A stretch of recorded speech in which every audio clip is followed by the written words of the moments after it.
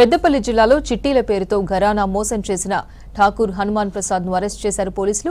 పలువురు నుంచి 3 కోట్లకు పైగానే వసూలు చేసిన సొమ్ముతో ప్రసాద్ పారిపోయినట్టు గతేడాది డిసెంబర్లో ఫిర్యాదు చేశారు బాధితులు. అప్పటి నుంచి దొరకకుండా తప్పించుకు తిరుగుతున్న హనుమాన్ ప్రసాద్ ను అరెస్ట్ చేసి రిమాండ్కు తరలించినట్టు తెలిపారు పోలీసులు. బ్యాంకులో హోమ్ లోన్ తీసుకున్న ప్రసాద్ బ్యాంకు అధికారులను బురిడీ కొట్టించి సబ్ రిజిస్ట్రార్ ఆఫీసులో ఆ ఇంటిని తన కొడుకు పేరిట గిఫ్ట్ రిజిస్ట్రేషన్ చేయించినట్టు తెలిపారు. హనుమాన్ ప్రసాద్ దగ్గర చిట్టీలు వేసి వడ్డీలకు ఇచ్చి మోసపోయిన వాళ్లు ఫిర్యాదు చేయాలని తెలిపారు పోలీసులు. హనుమాన్ ప్రసాద్ అనే అతను సుమారు ఒక 10 సంవత్సరాల నుంచి చిట్టీలు నడుపుకుంటూ ఫైనాన్స్ చేసుకుంటూ ఇతను ఆత్మీయులు, బంధువులను, స్నేహితులను, పరిచయస్తులను ఆయన వాడలోపల ఉన్న వాళ్ళందరినీ మభ్యపెట్టి తప్పుతో పట్టించి చాలా మంది దగ్గర ఈయన డబ్బులు వసూలు చేయండి. సుమారు నాకు తెలిసి అయితే ఒక 50-60 మందికి తక్కువ అయితే ఉండదు. చాలామంది ఆత్మీయులు పాపం చాలామంది ఒక్కొక్కరు సుమారు తక్కువ 2 లక్షల నుంచి మొదలుకుంటే 8 నుంచి 9 లక్షలు 10 లక్షల దాకా ఇచ్చిన వాళ్ళు ఉన్నారు.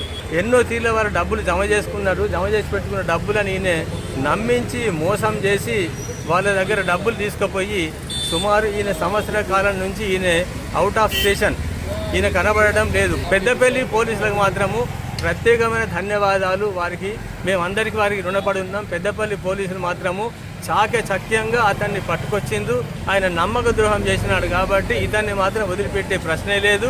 కాబట్టి ప్రభుత్వం మాత్రం ఇతని మెడలు వంచి ఏం చేసినా కానీ ఈ బాధితులందరి డబ్బులు ఇప్పించాలి. ఈరోజు హనుమాన్ ప్రసాద్ సింగ్ అనే వ్యక్తిని ఇల్లీగల్ చిట్టీలు నడుపుతూ స్థానిక పెద్దపల్లిలో 2 లక్షల నుంచి 9 లక్షల వరకు వివిధ రకాలుగా చిట్టీలు నడుపుతూ వాళ్ళందరినీ మోసం చేస్తూ పారిపోయిన దానిపైన లక్ష్మీ నరసింహస్వామి అనే వ్యక్తి ఇచ్చిన దరఖాస్తు పైన కేసు కట్టడం జరిగింది. దానిలో భాగంగా గత కొన్ని రోజులుగా అతని గురించి ఆరా తీయగా ఈరోజు అతన్ని హైదరాబాద్ పట్టుకొని అరెస్ట్ చేయడం జరిగింది. స్థానిక కోర్టులో కూడా అతన్ని ప్రొడ్యూస్ చేయడం జరుగుతుంది. ఇంకా బాధితులు కూడా తెలియాల్సింది ఉంది.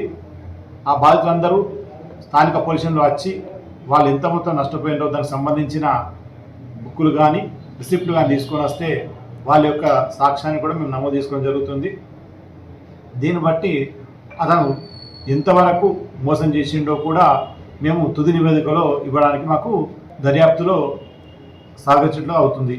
అదేవిధంగా ప్రజలందరూ కోరుకున్నది ఏంటంటే ఇలాంటి అనాథరైజ్డ్ చిట్టులు పెట్టుకొని మోసపోవద్దని కోరుతున్నాం.